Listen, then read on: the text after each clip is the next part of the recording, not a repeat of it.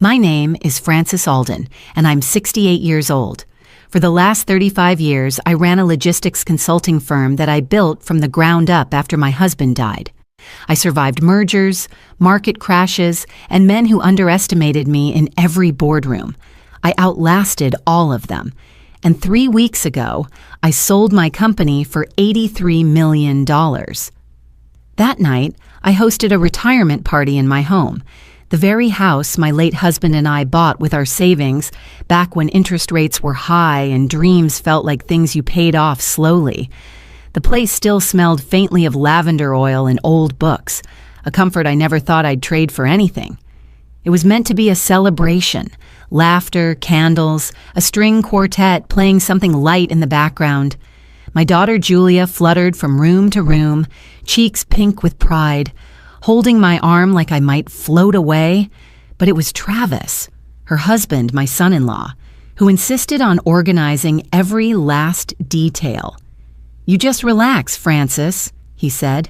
"Let us pamper you for once." Let me tell you something. When a man who's never once offered to carry your groceries suddenly wants to pamper you, check the locks, and your drink. That night, right before the toast, I saw him. He was standing near the drinks table, crystal flutes lined up like little soldiers.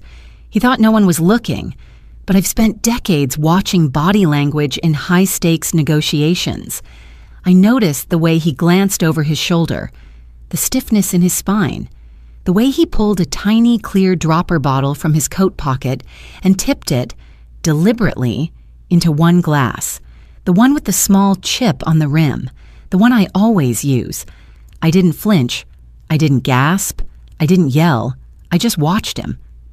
Travis adjusted his tie, picked up the glass, and headed straight toward me, wearing that too big smile of his, the one that always made me feel like he was trying to sell me a used car.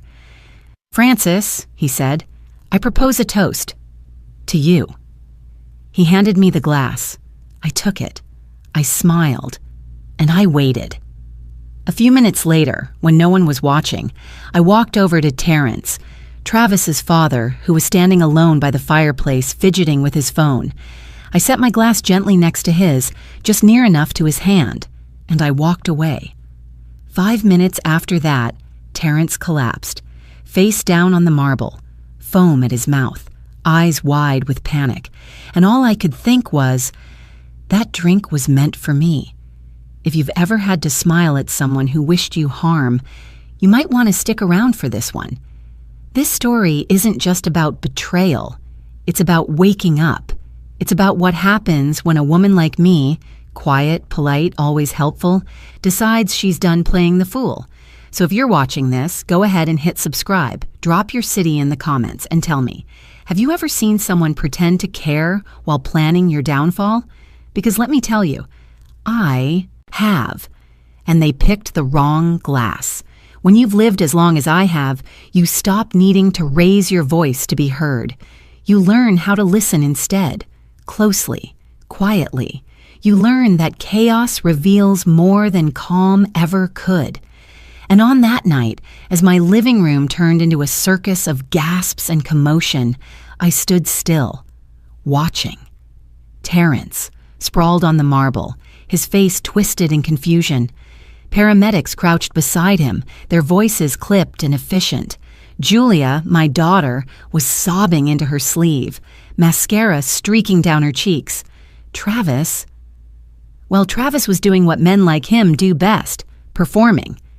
"Dad, Dad, can you hear me?" He kept repeating, voice rising just enough to seem concerned but not quite cracking, not enough to be real.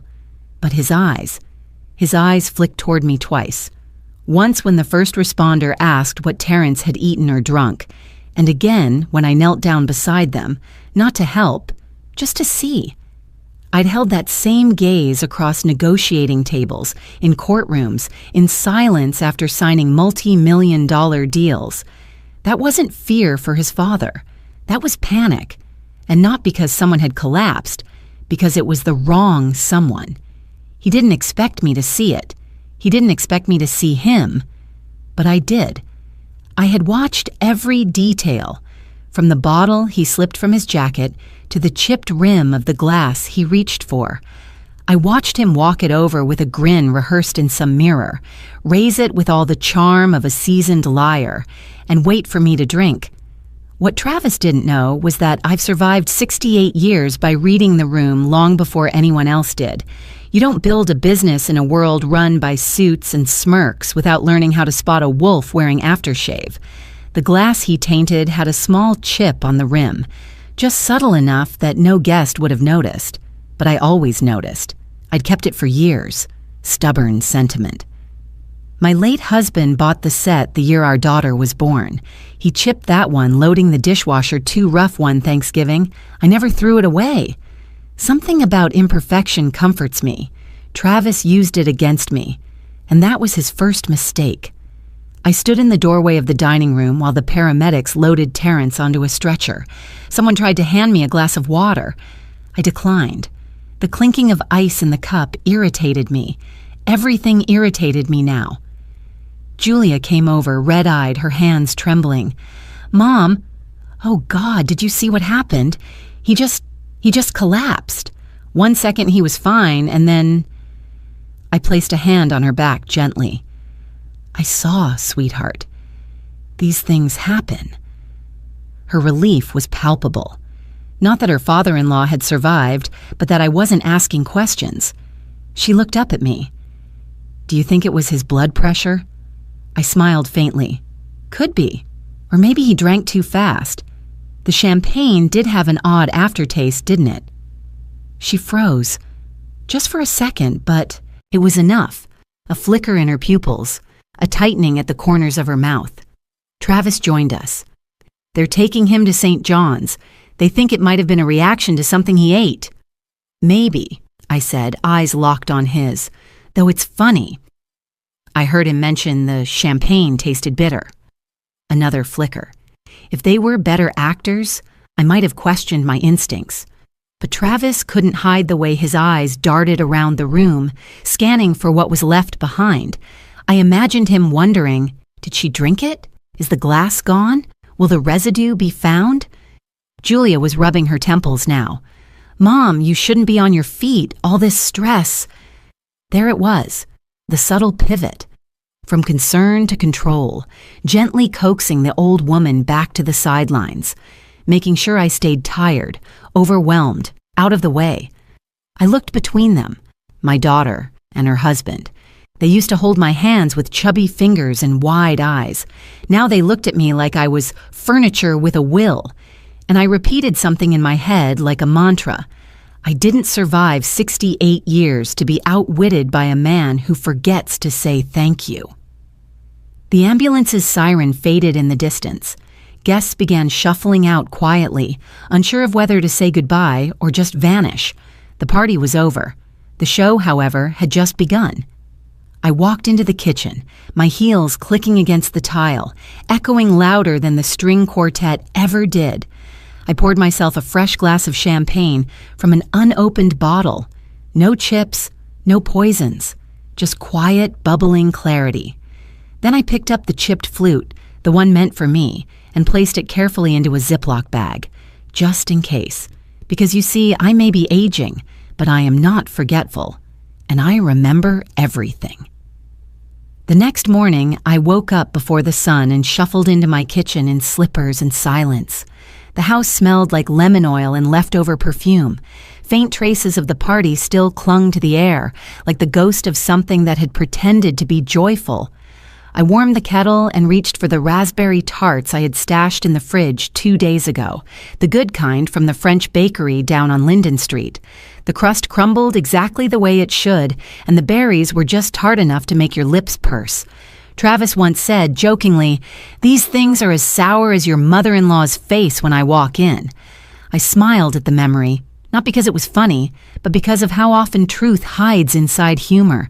He always wrapped his contempt in charm, like a gift box you don't realize is empty until it's too late to return. I sat at the table with my tart and tea, the light filtering in through the sheer curtains, casting long shadows across the tiled floor. Out in the garden, the rose bushes rustled in the early breeze. My husband planted those roses himself 23 years ago. They'd outlived him, outlived a lot of things. The phone rang. Julia. Her name lit up the screen and I let it buzz twice before answering. "Morning, sweetheart," I said, soft as steam. "Mom, hi." Her voice was tight, controlled, like someone holding a paper cup full of scalding water. "I was just calling to say, I don't think it's a good idea for you to come to the hospital today." I let the silence linger for a beat too long. She rushed in to fill it. "I mean, with everything that happened last night, and your age, I just think you should rest. We're all still trying to figure out what caused Dad to collapse. The doctors say it could have been a drop in blood sugar or, stress." I took a slow sip of tea. Poor Terrence. Exactly. He's awake now, but he's a little confused. I think too many visitors would just make it worse. "Of course," I said. "You're probably right." But I didn't believe a single word. I hung up and changed into something simple. Gray slacks, a pale blue blouse, and flats with no sound to them. Before I left, I glanced at the kitchen counter. The chipped champagne glass was still sealed in the plastic bag inside a Tupperware container, tucked discreetly behind the flour canister. Evidence. Not that I knew what to do with it yet, but I wasn't about to throw away proof. The drive to the hospital was uneventful. I took the long way. Past the old oak tree by the school, the dog park with the crooked bench, the bakery where I'd bought the tart. The world was moving forward like it always did, as if a man hadn't dropped to the floor right next to my Persian rug last night. At the hospital, I walked with confidence, like I belonged there. When you're a woman of a certain age, people tend to assume you're harmless. I've always used that to my advantage. Terrence was in a small, shared room on the 4th floor. He was awake, sitting up slightly, his eyes glassy but lucid. "Francis," he said when he saw me, "well, I'll be damned." "Don't swear," I replied gently. "You're too old for hell." He chuckled, then winced. "My mouth tastes like chemicals." "I brought you some lemon water," I lied, handing him a bottle I'd picked up downstairs. He took a sip and sighed. "They think I fainted. Some sort of episode, but I've never fainted in my life." "Do you remember anything strange from the party?" I asked casually, easing into the chair beside his bed. He squinted. "Just a weird taste. The champagne? I don't know. It had a sharpness to it. Bitter. Metallic."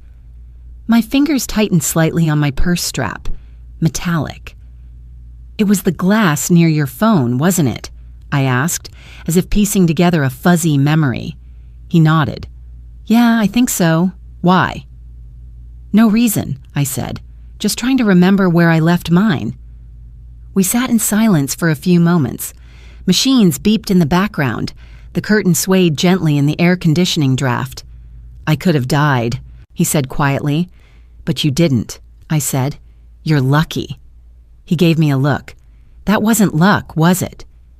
I didn't answer. Terrence may have been a drinker, a blowhard, and a man who'd once told me feminism was just a phase. But he wasn't stupid. When I stood to leave, I glanced once more at his pale, tired face, and for the briefest second, I felt something soft for him. Not affection, not forgiveness, but a recognition. We'd both been used by the same people, the same house, the same smiles. I walked back to my car and sat behind the wheel without turning the key. Instead, I opened the notepad on my phone and typed a list of 2 names. Julia. Travis. Then below that, I added a new heading. Motive. Because if you want to survive betrayal, you don't wait for justice. You map it out, line by line, and you start early, over raspberry tart and black tea, while the world still thinks you're harmless. There was a time when Julia would sneak handwritten notes under my pillow, crooked hearts drawn in crayon. "I love you, Mommy," spelled backwards and upside down. When she was 6, she used to braid my hair while I drank coffee, humming made-up songs as if the world outside our kitchen window didn't matter. She was soft then, pure. Mine. Now she hides poison in champagne flutes. It's a cruel thing, how motherhood stretches your heart beyond what it was designed to bear, and when it breaks, it doesn't shatter. It tears slowly, quietly, like a favorite sweater unraveling stitch by stitch. After visiting Terrence at the hospital, I drove straight home. The house was spotless, almost suspiciously so. Champagne bottles gone, napkins folded neatly. Someone had come through while I was gone and scrubbed the crime scene clean. Probably Julia, always eager to tidy up messes she couldn't emotionally confront. I stood at the base of the stairs for a long time before walking up. In the hall closet, I reached for the worn shoebox on the top shelf, labeled in my handwriting, "Important Personal." Inside were things I hadn't touched in years: copies of our marriage certificate, my husband's death notice, old insurance forms, Emma's kindergarten drawings, and beneath them all, the business card of a woman who never once sugarcoated anything. Denise Hartwell, attorney at law, estate planning, wills, trusts. The card still smelled faintly of her cologne. I stared at her number. I hadn't called Denise in nearly a decade. Not since I first drafted my will after George died. Julia had been 27 then, newly married, just starting her life with Travis. I remember how proud she looked in her ivory dress, how her hands trembled when she said, "I do." And now? Now I had to ask myself if she was capable of killing me. I held the card in both hands, letting the edges bite into my skin.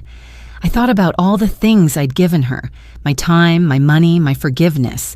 Every loan I called a gift. Every favor I chalked up to love. Every month I covered their mortgage shortfalls without asking too many questions. I looked at her name on my phone. Julia. Just Julia. No heart emoji, no nickname. Just the name of the woman who once put butterfly clips in my hair and now had reason to see me dead. I pressed call, but not on her. I called Denise. She answered on the third ring, brisk and efficient as ever. "Francis," she said, voice low and sharp like a surgeon's scalpel. "It's been too long." "Not long enough," I replied. "I need to see you." There was a pause.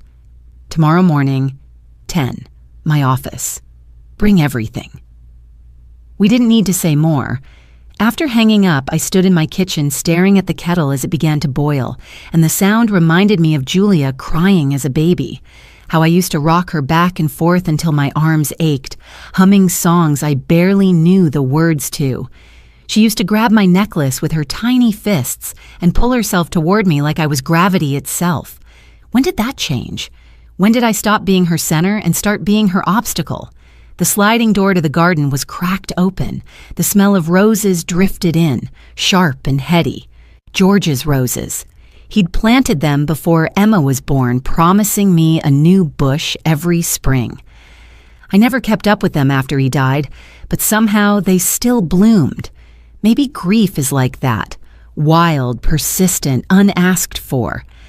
I stepped outside, barefoot, toes curling against the cool flagstone. A single petal had fallen from the yellow rose bush and landed in my tea, floating like a warning or a gift. I couldn't decide. Travis called me Mom in front of guests last night. The word had a sweetness that felt performative, like overripe fruit. His compliments came too easily, too rehearsed. "You look stunning tonight, Francis. That color really suits you." He'd said it while adjusting his cufflinks, not even meeting my eyes.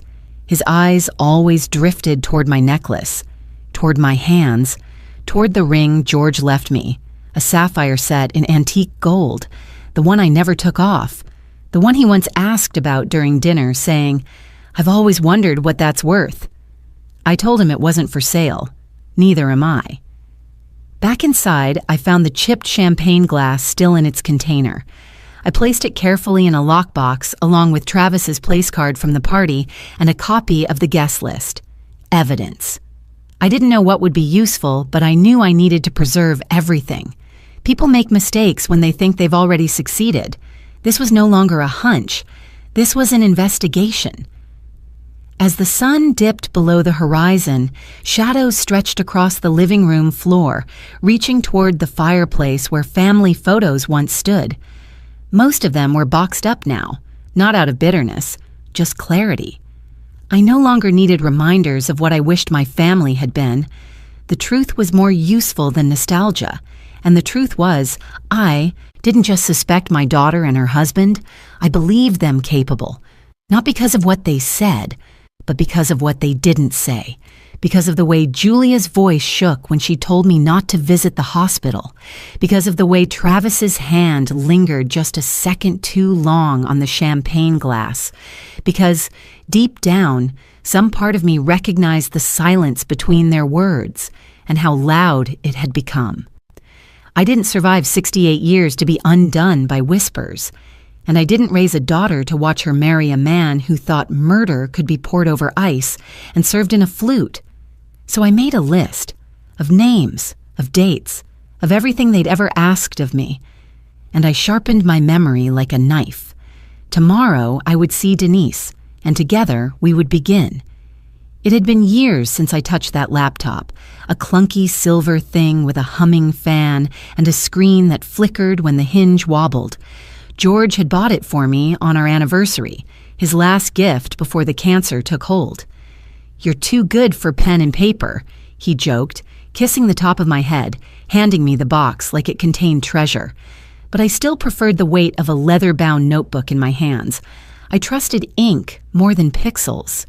That morning, I placed both in front of me, the old MacBook and my navy blue ink pen, resting atop a well-worn leather journal I kept hidden behind the spice rack, the same one I'd used to jot down milestones, grocery lists, snippets of conversations, and, more recently, quiet betrayals. I flipped through the pages. On one side, I wrote, "Loan $5,000. Julia's failed candle startup." Further down, Travis's investment in crypto, $12,000, never repaid. A second honeymoon to Bali, a mortgage cosign, the leased Mercedes, birthday checks, emergency dental bills, a replacement phone, a dozen gifts that had been called from the heart, but somehow always ended up funded by mine. By the time I'd listed it all, the total had passed $300,000. Quiet withdrawals from my savings, masked as kindness, masked as love, no more. I opened the laptop. The password was still George's birthday. A moment passed as it booted up, and I stared out the window. The roses were blooming violently, red, orange, even the rare violet ones I thought had died years ago. Life always finds a way to come back if you leave it alone long enough. Then came the desktop screen.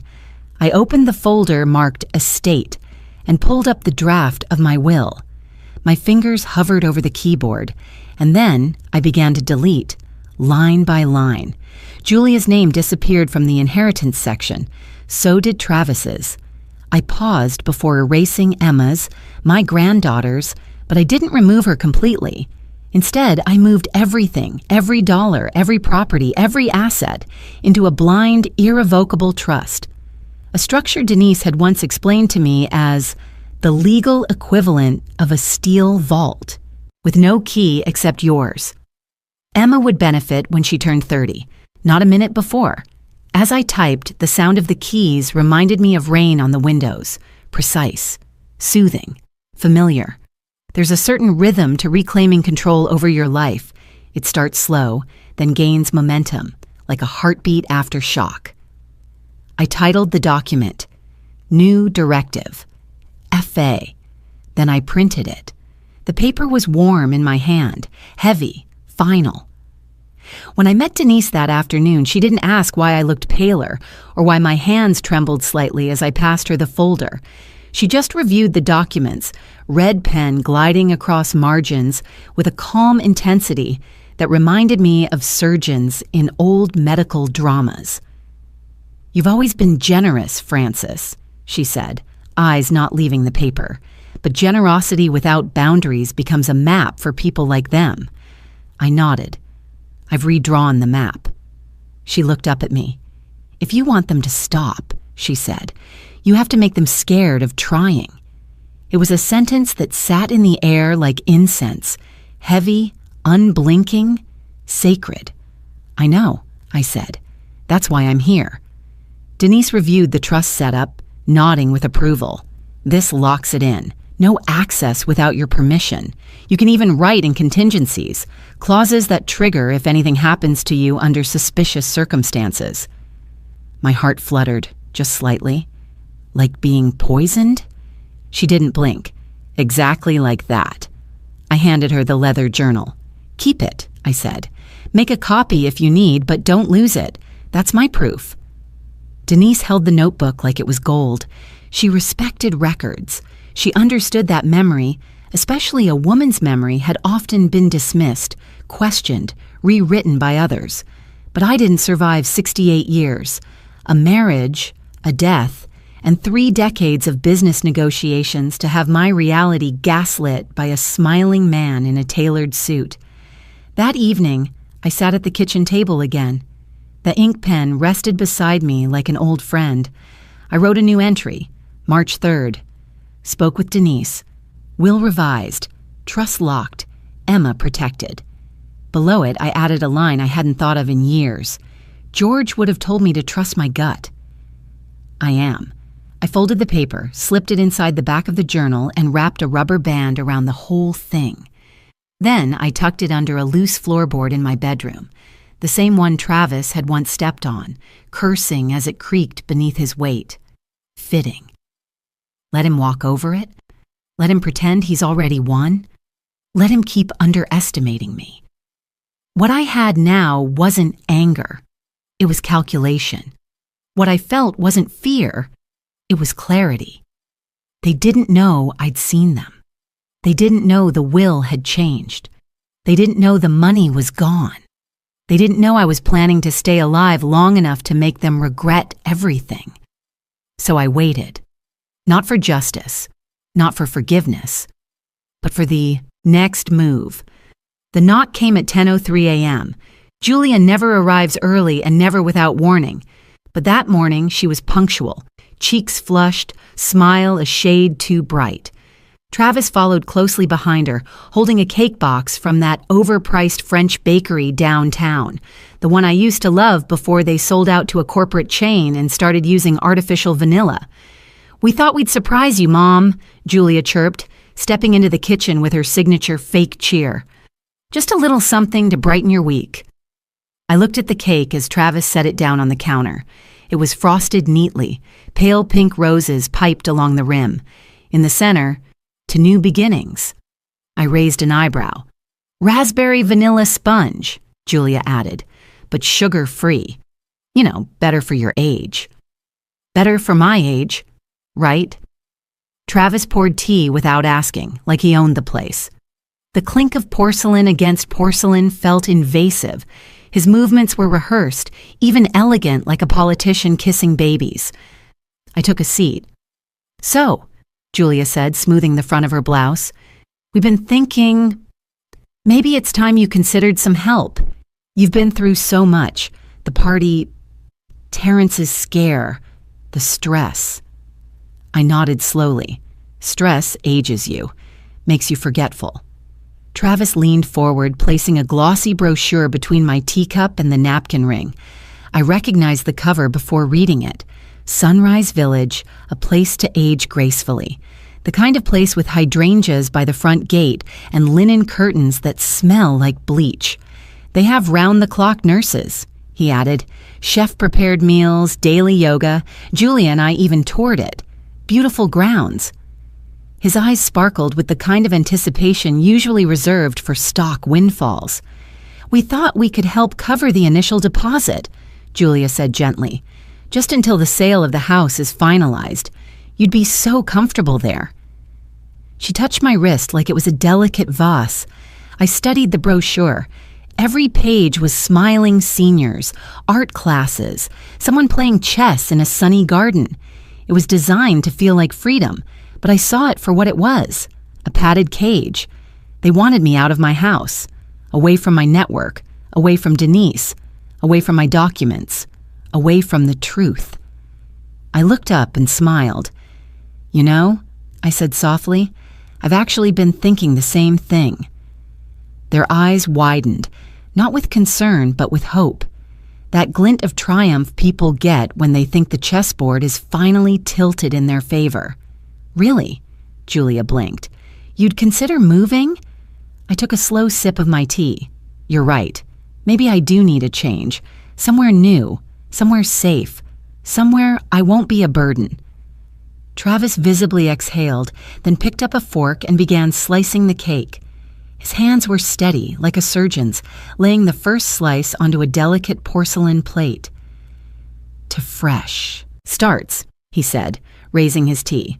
I raised mine too. "To clarity," I replied. We all clinked our cups, and the sound echoed too loud in the room, like something breaking beneath a calm surface. Later, after they left, I stood at the sink with my untouched cake slice. I scraped the frosting off with a butter knife and rinsed it down the drain. The roses in the garden were starting to wilt. I watched the petals tremble as a breeze passed, knocking a single bloom loose. It spiraled downward, soft and slow, until it hit the stone walkway with a sound I imagined, but didn't hear. I looked down at the brochure again. The last page had a form to assign medical power of attorney, already pre-filled, already signed, just missing one thing, my signature. I smiled. Not today. They thought they'd won, that I'd cave. That age dulled my edge, but I didn't survive all these years by being naive. I was tired, yes, but I wasn't weak. The performance was flawless. So flawless, in fact, they believed it. And that was exactly what I needed. Because the best way to disappear, let them think they've already buried you, and I had just begun to dig. The van arrived just after noon, unmarked except for the faint company logo on the side. Safe Haven Security Systems. 3 young technicians stepped out, all khaki pants and polite smiles, carrying toolkits that jingled like oversized keychains. I opened the door before they could knock. "Package theft," I told them, the excuse I'd rehearsed. "This neighborhood isn't what it used to be. I'd like cameras, motion sensors, the works." They nodded, no questions asked. Men in this line of work rarely care about the real reasons women like me install security. They assume we're paranoid, forgetful, lonely. Maybe I was all 3. But I was also preparing for war. As they drilled into the walls, threading wires through crawl spaces and nailing sensors above the doors, I moved through the house with a practiced calm. "How long will this take?" I asked, pouring coffee I had no intention of drinking. 4 hours, one replied. "You'll barely notice us." But I did notice. The sound of drilling echoed like gunfire, the faint whir of wires slithering behind drywall, the red LED of the first installed camera blinking steadily above my foyer, like a heartbeat. The light felt almost holy, a beacon, the glow of awakening. I stood beneath it longer than I should have, watching that tiny flash until one of the men caught me staring and cleared his throat. "You'll be able to monitor everything from your phone, ma'am. Password protected. Nobody but you." Good, I thought. Nobody but me. When Julia called later that evening, her voice had its usual coating of sugar. "Hi, Mom, how was your day? You didn't get lonely, did you?" I almost laughed. Lonely? My house was crawling with hidden eyes. "I kept busy," I said, letting the lie drip smooth as honey. "Baked a pie. Read. Some. Tried to nap, but you know how it is." "Oh, Mom," she cooed. "You really should think about Sunrise Village. They'd keep you entertained. Activities, outings." "I'll think about it, sweetheart." Another lie, delivered with a smile she couldn't see. It struck me then. How easy lying had become. How natural. How freeing. For years, I'd kept my truth bottled up, swallowing anger like bitter medicine. Now deceit flowed out of me effortlessly. It wasn't sin, it was survival. Later that night, after the technicians had packed up and left, I walked through the house in silence.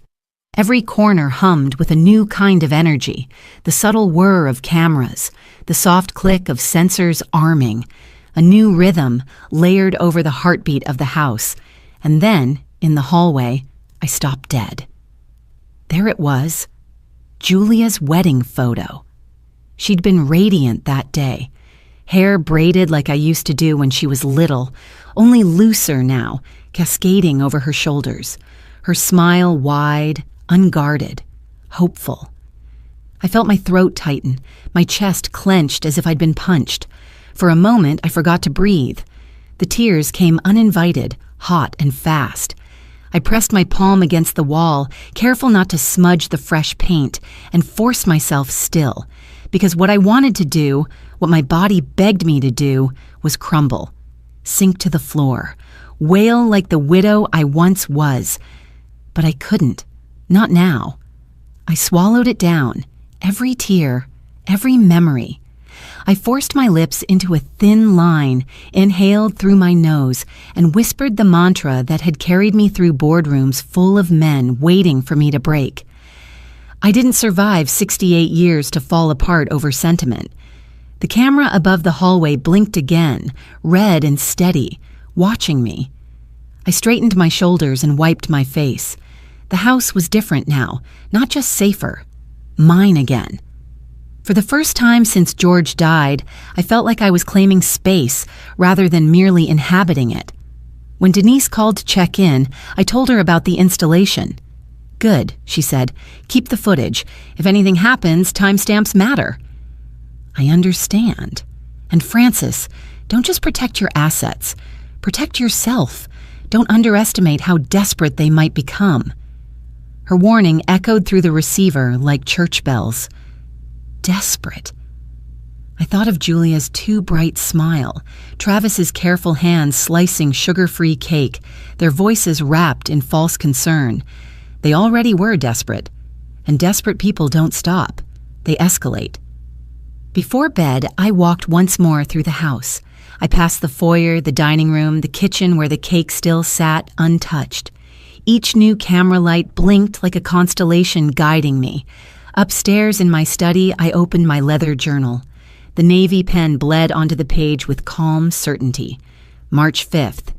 Cameras installed. Julia called. Lied convincingly. Control regained. I paused, then added a second line. Nearly broke. Down at the photo. Must not falter. I closed the book, pressing my palm against the cover until my heartbeat slowed. The cameras blinked steadily in the dark, reminding me of the truth. I was not powerless, not anymore. And if they wanted me gone, they'd have to walk through every beam of light, every sensor, every lie I had already laid, because this time I wasn't just reacting. This time I was planning, and the game had only just begun. I invited Travis to lunch on a Tuesday, not at a restaurant, too public, too many ears. At my house, where the cameras blinked faithfully, silent witnesses in the corners. I made chicken salad, light on the mayo, heavy on the celery. I even set the table with the china Julia always said was too formal for every day. The illusion of civility matters in these games. He arrived on time, crisp as ever in his navy suit, though the tie was loose and his eyes had a sheen of fatigue. Debt has a smell, you know. It clings to the skin. "Smells wonderful," he said, slipping into the chair across from me like he belonged there. "You didn't have to go to all this trouble." "It's no trouble," I said with a smile. "I enjoy company." We ate in silence for a few minutes, the clinking of forks echoing through the room. I kept my eyes on him, watching how carefully he chewed, how his fingers tapped the stem of the water glass. Restless, always calculating.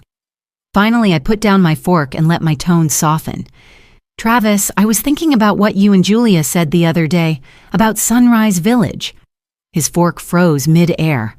Then he lowered it slowly, as though afraid of breaking the spell. "Yes?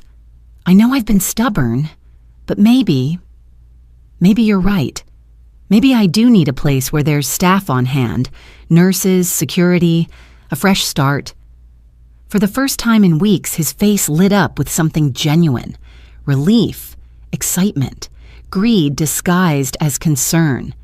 Francis, that's wonderful. Honestly, it's the best decision you could make. Julia will be so happy to hear this. I sipped my tea and tilted my head. There must be costs involved, though. Entry fees, deposits. These things don't come cheap. He leaned forward eagerly, pulling a folder from his briefcase. You're right. But I've already done the homework. Sunrise has a one-time entrance fee, $450,000 all-inclusive. Housing, meals, medical care. After that, just a modest monthly maintenance fee. With your resources, it's practically nothing. And of course, it ensures your comfort for life. His voice was steady, persuasive, the kind of pitch that could sell a storm shelter on a sunny day. I see, I murmured, letting my fingers trace the rim of my glass. And the paperwork? He slid a set of documents across the table. Thick, official looking. I recognized the structure immediately. Not just residency contracts, but power of attorney buried inside, written broadly enough to hand hymns, the keys to everything I owned. It's standard, he said smoothly. Just authorizes me to handle the logistics if something happens to you. Nothing unusual. In fact, it'll take a lot of stress off your plate. I smiled, folded the papers neatly, and set them aside. If you'd like, I can sign tomorrow. My attorney will need to witness it. His eyes flickered, just for a second. He didn't like the mention of my attorney, but he recovered quickly. Of course, Francis. Whatever makes you comfortable. I leaned back, resting my hands in my lap. You're very thoughtful, Travis. And then it happened. He exhaled deeply, shoulders slumping as if he'd just dislodged a stone from his chest. He looked me dead in the eye and said, "This money, it'll save our lives." The words pierced me like glass. My throat tightened. For a moment, I forgot to breathe. Save their lives. As if mine was currency to be traded. I smiled faintly to hide the tremor in my voice. I'm glad it will help you. He didn't notice the crack in my tone. He was too busy picturing the prize. When he left, he kissed my cheek, chillingly gentle, and carried his folder out to the car. I watched from the window as he slid into the driver's seat, then leaned over to say something to Julia. She was waiting, perched in the passenger seat, fiddling with a small bottle in her hand. I squinted. It looked like one of those supplement droppers she always bragged about. Natural remedies she swore by, little tinctures she claimed boosted immunity or energy. But in that moment, all I saw was a shadow of the champagne vial, foreshadowing, written in glass. The next day, I met Denise. We sat in her office, the city skyline behind her, documents spread across the mahogany desk. She looked at the Sunrise contract, then at me, her brows knitting together. You understand if you sign this, Francis, you're handing over complete control. That's why I'm not signing this one, I said, producing the set she had drawn up. An exact replica, down to the letterhead, the formatting, even the fine print, but with one critical difference. The power of attorney in this version authorized control over an account with a single dollar in it. A decoy. Denise nodded, lips curling into something like admiration. So, when they try to cash in, they'll find nothing but smoke, I finished. We rehearsed the exchange, my signature, their relief, the performance of compliance. All the while, the real estate was safe, the trust airtight, the assets untouchable. Denise leaned back, satisfied. Sometimes, Francis, survival isn't about fighting harder. It's about letting them think they've won. Back home, I positioned the folder carefully on the dining table, right beneath the glow of the foyer camera. I brewed fresh coffee and set out the china again, waiting for them. When they arrived, Julia kissed my cheek. Travis clasped my hand. I handed over the papers, smiled warmly, and said, I think you're right. It's time. They practically glowed. Travis unfolded the pages, sliding them toward me with a fountain pen. Julia's eyes shone, brimming with the future she thought was already in her hands. I signed slowly, deliberately, the cameras above capturing every flick of my wrist, and then I looked up just in time to catch it. Travis winking at Julia, quick, small, smug, but captured. Forever. After they left, I poured myself a glass of wine and watched the footage on my phone. There it was. The wink, Julia's smirk, their fingers laced under the table like thieves celebrating a heist. I replayed it 3 times, each time feeling less sorrow, more steel. They thought I had surrendered, that I had bent under the weight of age and guilt. But I wasn't surrendering. I was setting the trap. And the jaws had just begun to close. You don't live 68 years without making strange friends in strange places. Patricia was one of those. A former insurance fraud investigator, now semi-retired, living somewhere near Santa Fe with 3 rescue dogs and an appetite for bourbon and corruption. We met 22 years ago when I caught my then-employee forging vendor invoices. Patricia helped me quietly resolve it, meaning she found where the rest of the money went and ensured it never happened again. We hadn't spoken in 6 years, but when I dialed her number, she answered on the second ring. Francis, I need someone who can read between numbers again. I thought you'd never ask. Within 48 hours, Patricia sent me a PDF. The subject line read simply, "Your daughter's love letter." There was no poetry in it, just receipts. Travis had refinanced their mortgage twice in the past 3 years. Gambling debts, small at first, then spiraling. Julia had withdrawn a lump sum from an old investment account I'd set up for her college fund, said it was for medical emergencies. In truth, they'd poured it into a failed cafe venture, barely lasted 6 months. But it was page 7 that stole my breath. A copy of a life insurance policy taken out 6 months ago. Policyholder, Francis Caldwell. Insured party, Francis Caldwell. Beneficiary, Julia Langston. Listed as primary caregiver. Benefit, $700,000. My hands didn't shake. I read every word slowly, deliberately, as though trying to confirm I was still alive.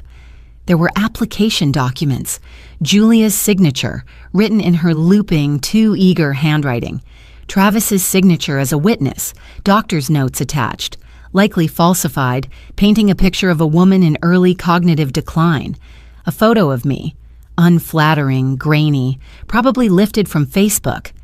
They had written my eulogy in numbers, turned my life into a line item. I should have been enraged, should have thrown something, screamed.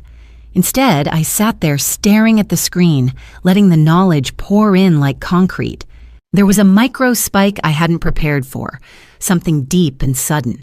I reached for the tissues but didn't cry. Not at first. Only when I scrolled to the final page and saw the automatic payment setup did it come. A monthly premium, drafted like clockwork, from Julia's account. She believed in it, in my death, in its profitability. I let the tears fall. Not out of betrayal, I had expected that, but grief, the kind that blooms not when something ends, but when you realize it never existed in the way you thought it did. I thought of Julia, at 5 years old, asleep on my chest, her breath warm and even. I used to hum to her until she dreamed. Now she was dreaming of my funeral. Patricia's follow-up call came that evening. Her voice was even, professional, detached, as always. There's more. Of course there was. They've listed you as incapacitated in one of the internal notes. I pulled it from the underwriting database. Which means if you die under certain conditions, like in your sleep or from accidental overdose, there's no investigation. I said nothing. Just let the sound of that phrase sit in the air. Accidental overdose. Patricia exhaled. Francis, I don't say this lightly, but you need to move everything out of your name immediately. House, accounts, anything traceable. If this were anyone else, I'd say go to the police. But I know you. I smiled bitterly. Yes, you know me. You're going to handle this yourself. Yes. After the call, I printed every page of the report. I placed it in a manila folder and labeled it with a single word, aftermath. It wasn't paranoia, it was preparation. I copied the documents to a secure cloud drive and wrote a letter to my lawyer. In the event of my death, the sentence came naturally. I added, "This is not a melodrama, it's a preamble." Then I slid a copy of the documents into a locked drawer beside my bed, the drawer with the spare will and the revolver. That night, I stood by the window watching the street below. A breeze stirred the roses in the garden. David Austin's, planted by my late husband the year Julia was born.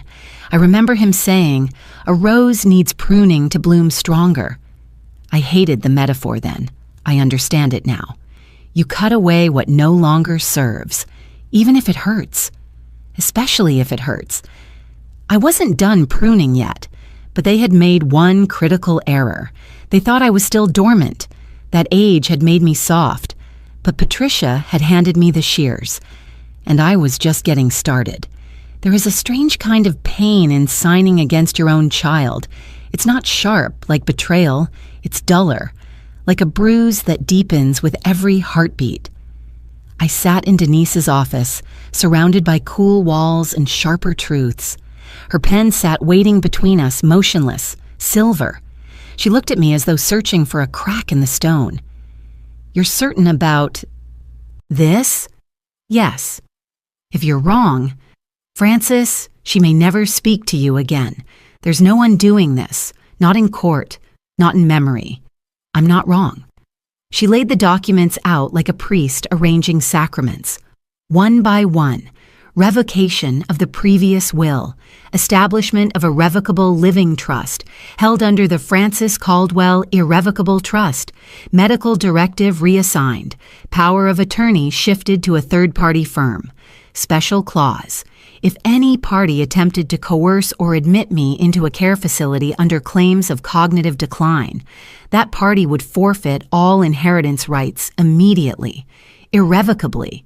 Denise had drafted it beautifully, surgical, elegant, the kind of language only lawyers and wolves could admire. My hand didn't tremble as I signed, page after page, signature after signature. But it wasn't just ink on paper. It was surrender and defiance, love and its severance. I was cutting a cord I never thought I would touch, the one between mother and daughter. Not because I stopped loving Julia, God, no, but because I finally started loving myself more. After we were done, Denise placed all the signed documents into a leather folio and slid it across to me. "You have witnesses scheduled tomorrow at 10 a.m. Once it's notarized, this becomes your legal armor." "And Julia?" I asked. "She won't know until she tries to touch it." She paused, then added quietly, "They'll come for you harder after this, Francis. You need to be ready." "I've been ready since I saw him poison a glass." Denise nodded. Her fingers tapped the table lightly. Then she reached into her desk and handed me something unexpected, a small sealed envelope. "What's this?" "A note. For your granddaughter, if you ever need it." That night, I sat at my kitchen table, the one with the dent in the corner from when Julia threw a spoon in frustration at age 9. I remembered that moment with strange fondness. It was the last time she had expressed pure, unfiltered emotion without calculation. I took out my fountain pen, navy blue ink, and pulled a fresh note card from my drawer.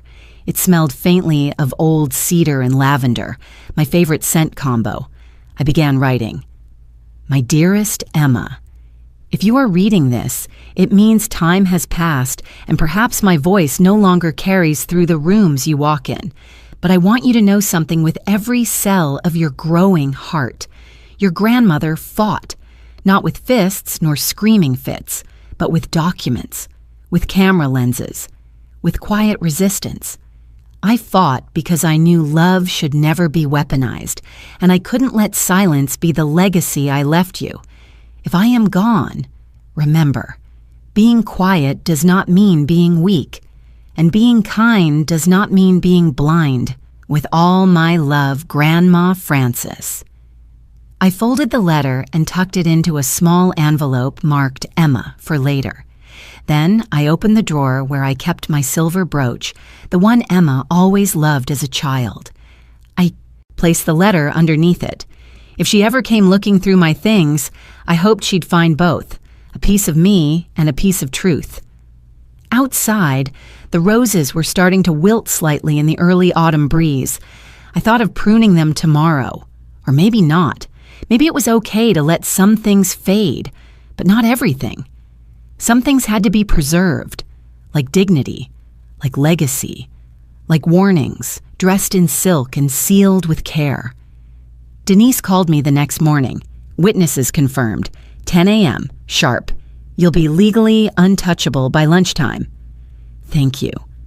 You did the hard part, Francis. I looked out my window as a sparrow landed on the railing. No, Denise.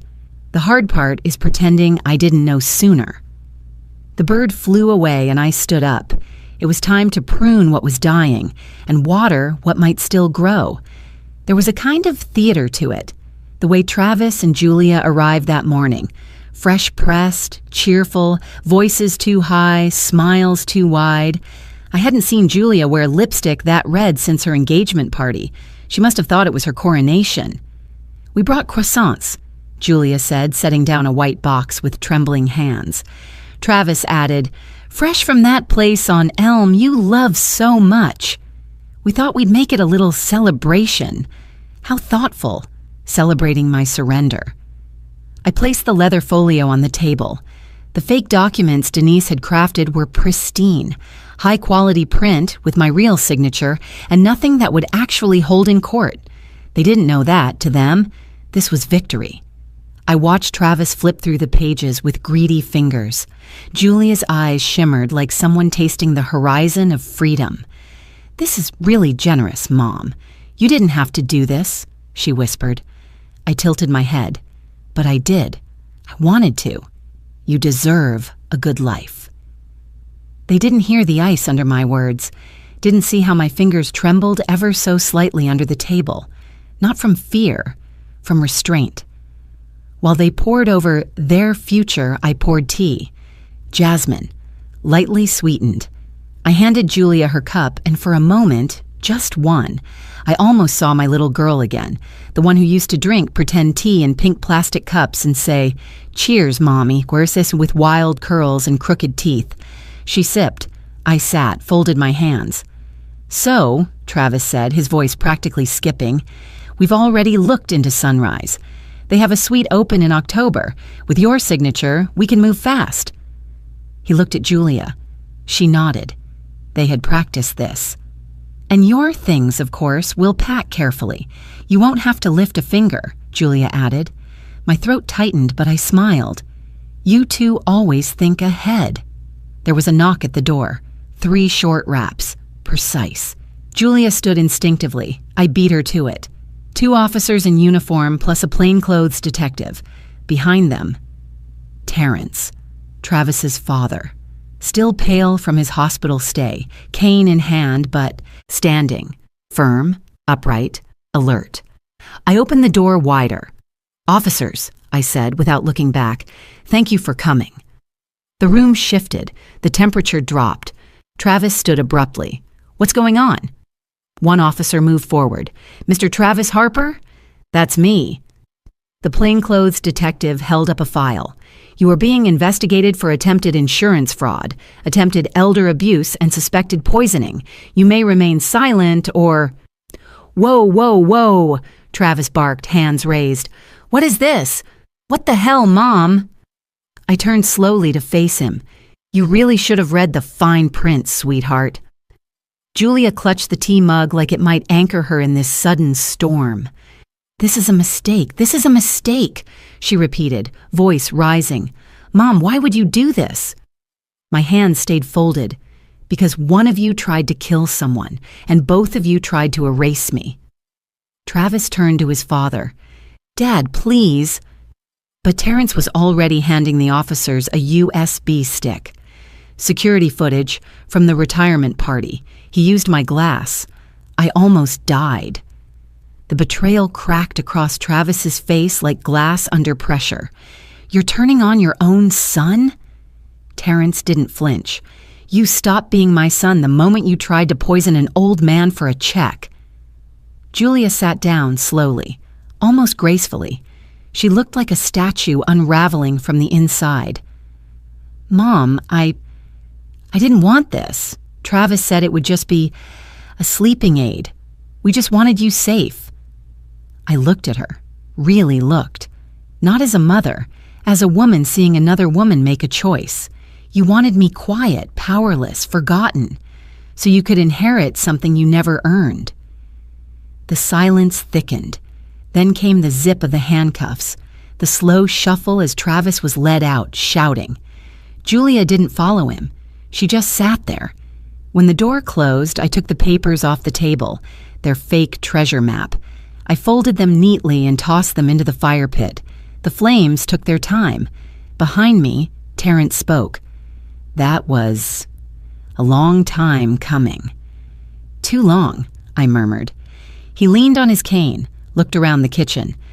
"Still smells like rosemary in here. She used to use that soap, remember?" I nodded. "I still keep it by the sink." He paused. "Need company for dinner tonight?" "Only if you like mushroom risotto." He smiled. "I do now." Outside, the garden shimmered with early dusk. The roses hadn't bloomed again yet, but the buds were there, waiting. I poured a new cup of tea. This one was mine, jasmine, with honey, and no one else had touched the cup. When the door finally closed behind the officers, and all that remained was the faint click of their boots on my old wooden porch, I stood there for a moment, completely still. There was no applause, no cinematic music, just silence, heavy and honest. My legs felt hollow, but I walked slowly back through the house, every creak of the floorboard sounding louder than usual, as if the house itself was exhaling with me. I passed the hallway mirror and didn't look. I didn't need to. I knew what was there, a woman who had survived her own erasure. I climbed the stairs one at a time. At the top, I hesitated outside my bedroom door, not because I feared what was inside, but because, oddly, I wanted to enter it as someone new, someone reclaimed. When I opened it, the room greeted me with quiet familiarity. The blue-gray wallpaper, the photo of my late husband on the nightstand, smiling, frozen in a better time, the scent of lavender lingering faintly in the air. I walked over to the cedar chest at the foot of the bed and opened it. The hinges gave a small groan as if it, too, hadn't breathed in a while. Inside was the old blanket, woven, soft, worn at the edges. Lavender sachets tucked in with it had faded, but their scent still clung to the fibers. This was the blanket he used to cover my shoulders when I fell asleep on the couch, the one we took on picnics when Julia was still small and wanted nothing more than to lie in the sun between us, giggling at clouds. I pulled it out gently and held it to my face, not to cry into it, just to remember. I sat down on the edge of the bed, clutching it, not like a weapon, not like a wound, just as something real, something that had lasted. There were no tears, not yet. Not because I wasn't sad, but because sadness was no longer the primary color of what I felt. There was grief, yes, the kind that seeps into your joints, the kind that doesn't scream but aches. But layered beneath it was something else, a quiet dignity, a reminder that I was still here. I stared out the window for a long time. The garden was fading into dusk. The roses hadn't bloomed yet this season. Maybe they wouldn't, but maybe next spring they would. The phone rang. I thought about not answering, just letting it go, but something in my chest stirred and I reached for it. "Hello?" A pause, then a breath. "Grandma?" My heart stopped, just for a beat. "Emma?" I whispered. "Yeah, it's me," she said, voice small but steady. "I had to look up your number on Mom's old emails. I hope that's okay." I closed my eyes. "Of course it's okay, sweetheart. Always." She was quiet for a moment. Then, "Mom said I shouldn't talk to you. She said you're not well, but I don't believe her. I don't believe any of it. My throat tightened. I tried to speak, but my voice cracked.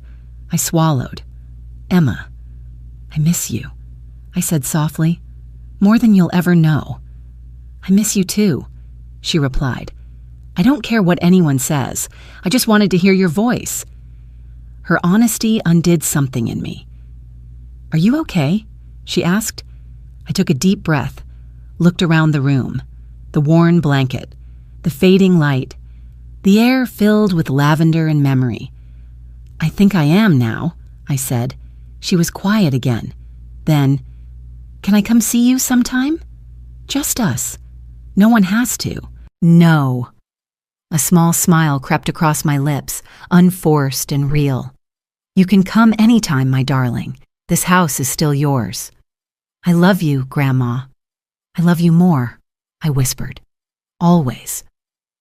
When the call ended, I sat there with the phone still in my hand, the blanket around my shoulders. For the first time in years, I didn't feel like I had to be strong every second. I could just be. I leaned back onto the pillows, the blanket covering my lap, and let the weight of everything settle without crushing me. Some people think healing looks like big speeches or triumphant declarations, but sometimes it looks like sitting alone in a quiet room with a lavender-scented blanket and the voice of someone who still believes in you. Sometimes healing is just surviving and knowing that finally you're doing it on your own terms. The next morning, I woke up earlier than usual. No alarm, no sounds, just instinct. The world outside my window was bathed in that soft, golden light only spring knows how to give, where shadows are gentle and every leaf looks like it's been freshly painted. I made my tea, lavender and mint. Sat for a while, let it steep long enough to turn bold. Then I put on my old straw hat, the one with the blue ribbon fraying at the edges, and stepped outside. The back garden was still damp from last night's rain. Dew clung to the blades of grass like tiny diamonds, and for the first time in what felt like years, I walked across them barefoot. The roses had bloomed. They weren't supposed to. Not this early in the season, not after the frost had lingered well into April. But there they were. Dozens of them, proud and defiant, blazing in deep crimson and soft peach, some still curled tight, others full open like mouths telling stories. I stood there for a long time, not thinking, not analyzing, just breathing. There was one rose bush, the one my husband planted the year Julia turned 10. She used to name the blooms, called one of them Marigold, even though it was a pale pink. I'd trimmed that bush back so far last fall I thought I'd killed it. But there it was, blooming like nothing ever tried to stop it. I bent down, touched a petal, silken, alive. Good morning, a voice called behind me. I turned. A boy stood near the gate, 16, maybe 17, skinny as a rake but polite in that nervous way boys are when they're trying to act grown. Dark hair, buttoned shirt, too big for him. He waved awkwardly. Hi, Mrs. Ellison? I'm Noah from the high school. You put up a note at the co-op about needing help in the garden. I smiled. Right on time, Noah. He stepped inside, wiping his feet on the stone path like he'd been raised right. It's really beautiful here, he said, eyes wide. You live here by yourself? His question wasn't rude, just curious, innocent. Still, it landed in a place that used to hurt. I looked around. The roses, the bench beneath the old willow, the bird feeder, the ceramic frog Emma painted for me when she was 6. I turned back to him. Not exactly, I said gently. I live with memories and new beliefs. He blinked but nodded. That's cool. I chuckled. It is, but come on, let me show you where I keep the tools.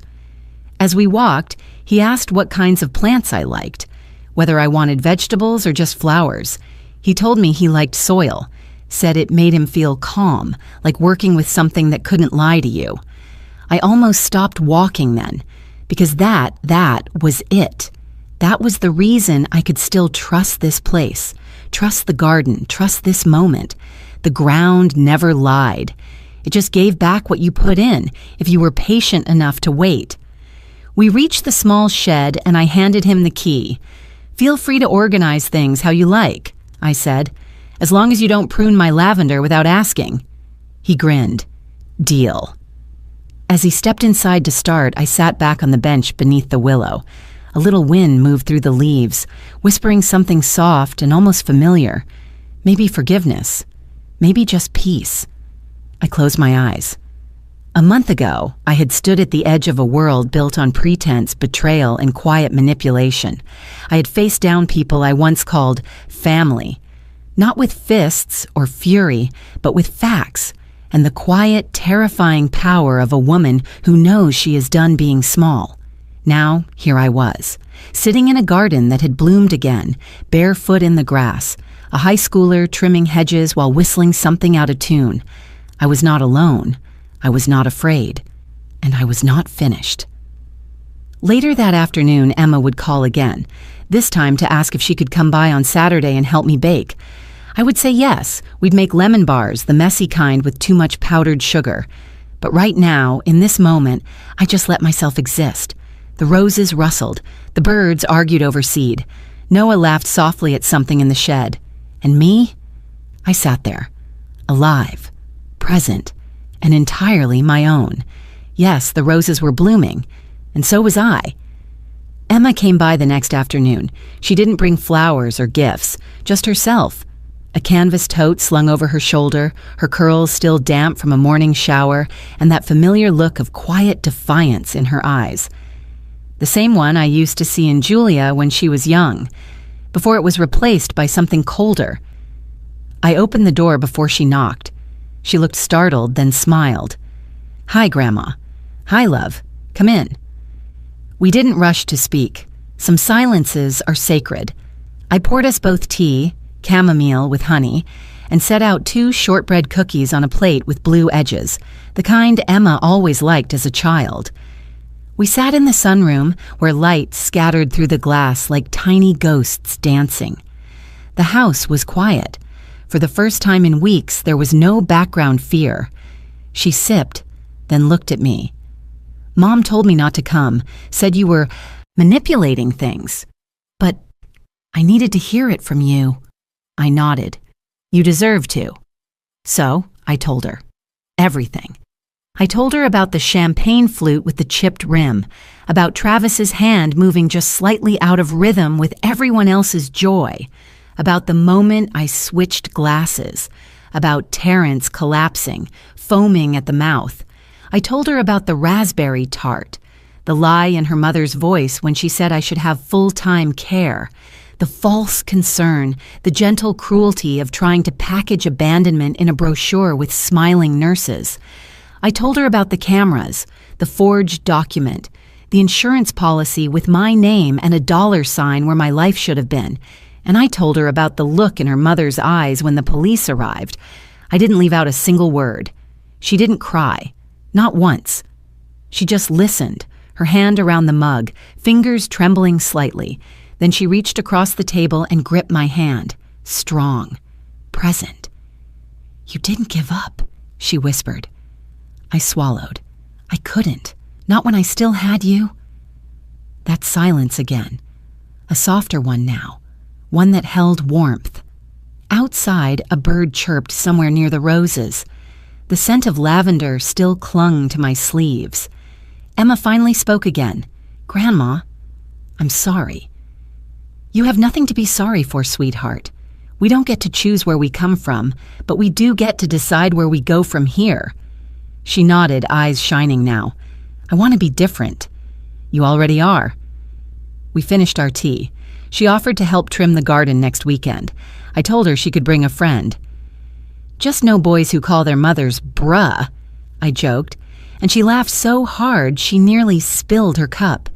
As she gathered her things, she stopped at the door, looking down for a moment before turning to face me. "Grandma, was there ever a moment where you almost didn't switch the glasses?" I paused, and then I answered with honesty. "Not for a second. I didn't survive 68 years, bury a husband, build a company from scratch, raise a daughter, and stitch together my life after grief, just to be outwitted by someone who doesn't even know how to make proper eye contact. We both laughed, but I meant it. She hugged me tightly before leaving, and as the door clicked shut behind her, I stood in the center of my home, the afternoon sun warming the wooden floor. In the silence, I could hear the faintest echo, the crystalline ring of a glass hitting tile. But this time, it wasn't fear I felt, it was clarity. I had chosen the right glass. I had chosen myself. And now, before we part ways, I'd like to leave something not just for Emma, but for you, wherever you're listening from. Maybe it's a quiet morning and your coffee's just gone cold. Or maybe it's late and stories like mine keep you company when the world gets too loud. If you're here, I want you to know something. I'm 68 years old, and I do not need anyone to redefine my worth. Not my daughter, not her husband, not the world, and neither do you. If this story touched a part of you, I invite you to leave a comment. Tell us where you're watching from. We read every single one with gratitude, and if it stirred something in you, even something small, please consider subscribing. Not just to hear more stories like this, but to join a community that believes in healing, kindness, and second chances. Because sometimes miracles don't knock loudly, they wait patiently. In quiet gardens, in lavender-scented blankets, in chipped champagne flutes, until you're ready to open your heart again. Thank you for spending your time with me, and wherever you are in the world, I hope you carry this story with you. And remember, sometimes the bravest thing a woman can do is simply stay standing. I did, and I'm still here.